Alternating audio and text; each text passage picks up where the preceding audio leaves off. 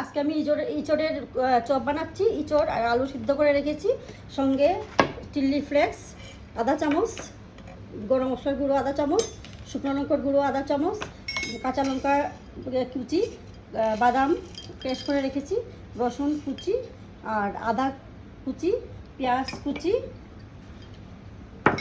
তারপর জোন জিরা ধনিয়ার গুঁড়ো আগের থেকে ভেজে গুঁড়ো করে রেখেছি, নুন, হলদি দিয়েছি। এখন মাখবো।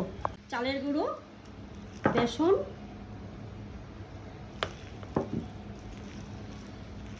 এই যে আমি ইঁচড়ের চপ গুল গুল করে নিয়েছি, ব্রেডক্রাম্ব লাগাচ্ছি আর এটার উপরে ময়দা দিয়েছি, এটাকে ফ্রাই করতে দিচ্ছি। ইঁচড়ের চপ হয়ে গেছে। লাইক করবেন, সাবস্ক্রাইব করবেন।